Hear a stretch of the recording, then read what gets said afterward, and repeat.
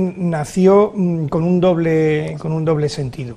Uno, el hacer que los alumnos europeos fueran más activos a lo largo de su periodo de estudiante, y para eso se creó la nueva metodología docente, que beneficia sobre todo a las universidades de tamaño medio o pequeño y que perjudica a las que son muy grandes.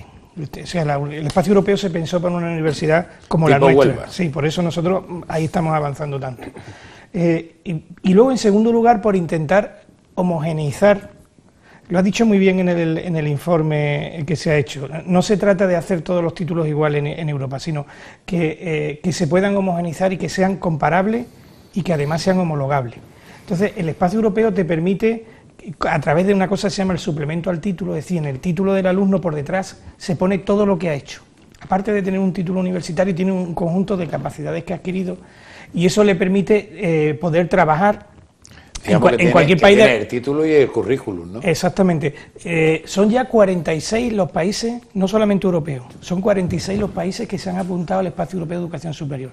De hecho, pensamos que esto se va a extender a nivel mundial probablemente, porque realmente facilita mucho. Cualquier profesional que estudie en la Universidad de Huelva o en cualquiera española puede ir a cualquier país de Europa y puede trabajar. Para eso se han hecho algunas normas, en fin, que ha habido una serie de características que han permitido que desde las universidades podamos tener la garantía de que nuestros alumnos, tanto cuando están estudiando como cuando han acabado, pueden moverse. De hecho, uno de los grandes programas de la Unión Europea, se dice que de las mejores cosas que ha hecho la Unión Europea en toda su historia es el programa Erasmus, gracias al cual centenares de miles de alumnos han conocido otros países y es una forma de unir Europa, es una forma de articular Europa. Y creando conciencia europea. Efectivamente, y eso se puede hacer gracias a que los sistemas son bastante homologables. Para eso se creó una cosa que se llama el sistema ECTS, que significa Sistema de Transferencia de Crédito Europeo. De forma que hoy todas las carreras en España tienen 240 créditos, a excepción de 5, entre otras medicinas. Medicina. Todas tienen 240 créditos, sea la que sea. Son 60 al año, ¿no? Son 60 créditos al año y cada año supone, cada crédito, 25 horas de trabajo del alumno. Ya no se cuenta solamente las horas de clase, sino las de trabajo del alumno. Claro, porque las carreras se han reducido, incluyendo, por ejemplo, derecho a 4 años, ¿no? La mayoría se han ampliado. O sea, ha habido más que han pasado de 3 a 4. De 3 a 4 que de 5. De exceso, pero se ha uniformizado prácticamente casi todas a 4. Todas a 4. Entonces, ese proceso ha hecho que efectivamente a nivel europeo y en estos 46 países que tienen firmada, porque estos 46 países son algunos africanos, asiáticos, quieren entrar algunos países americanos, es decir, que poco a poco esto, como digo, se va a extender. Y permite que una persona estudie con la garantía jurídica de que si en segundo se tiene que ir a otro país, le valdrá lo que ha estudiado y que si además termina la carrera podrá ejercer su profesión en todos los sitios donde esté. ¿Eso para los alumnos qué representa? ¿Una esperanza, una utopía o una realidad? Porque amplía mucho el espacio en el que se puede trabajar, ¿no? Una vez que se termina con grado o con máster. Hombre, depende. Yo creo que es muy positivo el hecho de que tú te puedas trasladar a cualquier país europeo, puedas estudiar o puedas trabajar en cualquier país europeo, y yo lo veo como, digamos, el 2.0 del Erasmus, ¿no? La evolución. El Erasmus sigue teniendo su sentido, pero puede tener mucha relevancia. El único inconveniente que se le puede ver ese sentido a Plan Bolonia, no en el sentido europeo, sino en el sentido de los años de estudio, como hemos comentado, ¿no? Es que hay carreras que han visto reducido su programa o han tenido que comprimir carreras tan enormemente largas. Yo lo que más puedo lamentar son el tema de las carreras ciencias o letras puras, que son, digamos, yo creo que son las más perjudicadas por el tema del Plan Bolonia, porque son carreras muy teóricas, son carreras con mucha materia. El caso de historia, o el caso de, por ejemplo, matemática, que tenemos aquí a nuestro compañero profesor. Ahora iba a preguntarle a él eso, exactamente. Y yo creo que es un problema que ha tenido que afrontar muchas universidades y que en algunos casos no se han llevado como se debería de haber llevado, pienso. Bueno, es que, insisto, yo creo que la reducción de años de estudio sigue un premeditado plan anglosajón, sí, que está más dedicado a la consecución de objetivos por la práctica que a la formación teórica, que también es estrictamente necesaria. Eso a ti como matemático y dentro de las ramas técnicas que tú conoces, ¿cómo afecta? Vamos a ver, mira, teniendo en cuenta que la declaración de Bolonia, que ya se ha dicho aquí en algunas cosas, que es fomentar la movilidad por un lado, formar graduados bien formados con calidad y enseñarles estrategias de aprendizaje permanente, y con esos tres parámetros está claro que tenemos que cambiar el chip todo el mundo. Tú hablabas antes de profesores que llevan 25 años. Hay profesores que llevan más de 25 años que están aplicando el plan Bolonia sin llamarse Bolonia, porque el plan Bolonia, a mí el miedo que me da realmente, Eduardo, es que la clase profesoral, como se da en llamar la clase política y todo eso, que no me gusta el concepto, pero bueno, que está ahí. Los docentes cambien las clases que se daban antes realmente por las tutorías. Ese es el miedo que me da a mí, porque fijaros que se está denostando en la clase magistral. La clase magistral ha estado viva. Yo acabo de decir. Claro, es que la clase magistral se viene haciendo desde hace casi 1000 años, que ha superado a la imprenta, ha superado a todo el mundo, y ahí no ha habido. Lo que ocurre que las clases magistrales, como se han venido haciendo anteriormente, el concepto de Bolonia es, antes era el profesor el importante en la pizarra, y ahora Bolonia dice que el importante es el alumno. Por tanto, tenemos que cambiar todo el sistema de enseñanza y hacer compatible esas clases magistrales que se pueden dar, pero en mi opinión en su medida se debe de dar, porque yo soy partidario que hay que dar clases teóricas bien orientadas hacia la praxis y no convertir las clases en meras clases tutoriales, porque claro, dejamos de ser ya profesor y nos convertimos ya en un colega, que lo podemos ser, pero que hay que hacer una distinción muy clara en la transmisión del conocimiento. Esa transmisión del conocimiento, yo creo que con Bolonia se está haciendo bastante bien, pero podemos caer en esa trampa de convertir las clases en tutorías, y entonces no avanzar nada, sino en resolver las dudas que el alumno tenga. Y hay otra de las cosas que yo creo que el alumno sí está sufriendo mucho, y eso sí es una de nuestras culpas, señor rector, es que todo el profesorado queremos mandarles trabajos permanentes a los alumnos y venga por la tarde, por la noche, y realmente en eso sí tenemos que ser un poco comedidos.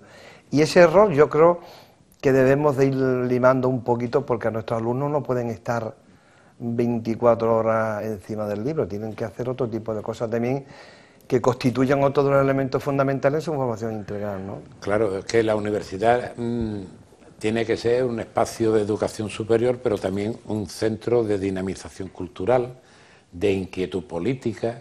Tiene que cubrir todo lo que es el ámbito de que un individuo se convierta en un universitario. Claro.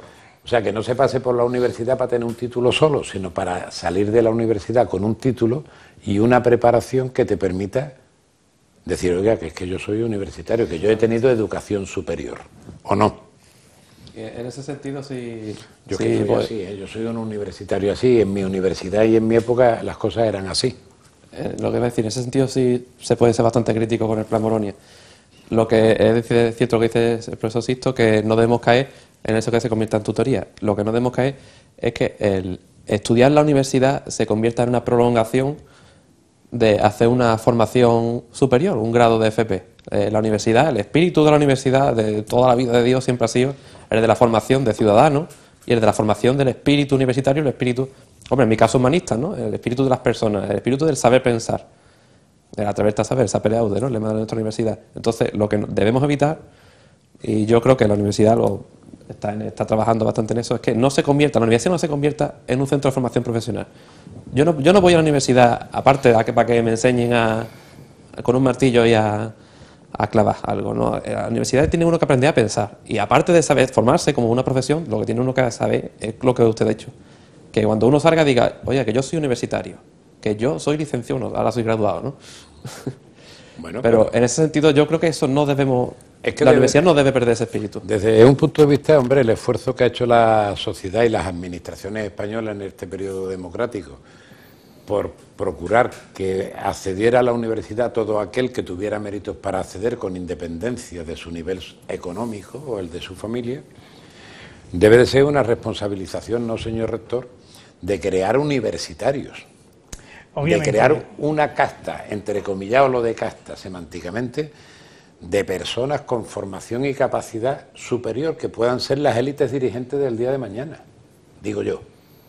De hecho, precisamente lo que se pretendió inicialmente con el espacio europeo era que el alumno viviera más la universidad. Es decir, ahora nuestros alumnos, y es cierto lo que dice Sixto, puesto que en muchas ocasiones a nosotros se nos han ido algunos alumnos porque decía que los hacíamos trabajar mucho. Muchos se refería a que no tenían, nosotros es verdad que hay algunos cursos en los que los alumnos tienen que echar 50 o 60 horas de trabajo a la semana. Sí. Y es así, o sea, entre las clases, las tutorías, los trabajos, las cosas, entonces trabajan los fines de semana, toda la semana y todas las mañanas y todas las tardes. Pero uno de los objetivos del espacio europeo era precisamente que los estudiantes europeos no pasaban, o sea, pasaban por la universidad, pero la universidad no pasaba por ellos. La universidad estaba aprendiendo esa capacidad de crear ciudadanos más activos. Mientras que en otros sitios, en el mundo anglosajón, en los países asiáticos fundamentalmente, la universidad era mucho más orientada a que el alumno estuviera siempre muy activo, haciendo cosas. Entonces el espacio europeo lo que pretende no es que vaya un alumno y recoja unos apuntes y se esté callado y vaya a un examen a final de curso. Precisamente todo esto se ha montado para que eso no pase, es decir, el alumno tiene que estar realizando actividades, siendo el protagonista de su propia formación, trabajando en grupo, adquiriendo esas capacidades que luego va a necesitar la sociedad. Por eso se montó el espacio europeo. ¿Qué ocurre? Pues que para eso se necesitan muchos condicionantes, es decir, en primer lugar hay que hacer grupos muy pequeños. Nosotros en la Universidad de Huelva este año todavía tenemos la matrícula abierta a estas alturas, pero porque ha habido este año muchísimos alumnos que quieren venir a la universidad. Para hacernos una idea, este año se han presentado la selectividad, en junio se presentaron 1.500 y en septiembre se presentaron muchos, eran los mismos, o sea, unos 300 nuevos más, ¿no? Y muchos se han ido fuera de nuestra provincia, digamos, a estudiar, porque van a estudiar carreras que no hay aquí. Bueno, pues llevamos ya 3.000 alumnos de nuevo ingreso, es decir, más del doble de los que se presentaron a selectividad. Y eso está haciendo pues que el espacio europeo, nosotros admitimos los alumnos, pero estamos dividiendo los grupos cada vez más pequeños. Entonces, ¿eso obliga a una especie de números clausus a la hora de las matrículas? Es que tenemos números clausus ya, ahora mismo tenemos listas de espera en prácticamente el 80% de nuestras titulaciones, ahora hoy. Bueno, pero para mantener esos grupos pequeños, claro, porque que reciban la educación y la formación necesaria. Queremos hacer los grupos pequeños, hay que tener números que ya no clausus. te salen tan pequeños, porque nosotros hacemos 65, el grupo más grande que nosotros montamos de teoría, y luego en las prácticas las hacemos grupos más pequeños. Pero claro, este año, como digo, incluso estamos teniendo muchísimas personas que quieren venir a estudiar a nuestra universidad y todavía está abierta la matrícula, es decir, que quien quiera todavía, además este año, cosa que no se ha hecho nunca en los últimos 20 años, se ha abierto en octubre, se va a abrir la semana que viene, ya en noviembre, un plan extraordinario de prescripción nuevo para alumnos, es decir, la prescripción se hace en junio y septiembre, pues este año se va a hacer una en noviembre porque hay muchos alumnos a los que todavía a estas alturas no se les asigna una carrera porque siguen en lista de espera de la titulación que ellos quieren estudiar. Entonces, digamos que el espacio europeo pretende esa formación de ciudadanos, que el alumno haga más cosas que las tradicionales que se venían realizando dentro de las universidades europeas. Sí, ¿eso cómo afecta o qué peligro tiene esto de que haya un espacio europeo de formación profesional? Bueno, a ver, yo comentábamos antes a micrófono cerrado que todo está muy bien, pero hay que ver también los contras. Los contras, claro. Ahora, lo que yo me gustaría que se tuviese un poquito más de paciencia. Ya hay algunos que están abogando por hacer una valoración de todo lo negativo que esto tiene, pero yo creo que no llevamos tanto tiempo como para poder hacer una evaluación definitiva de las debilidades y de las fortalezas que tiene el sistema.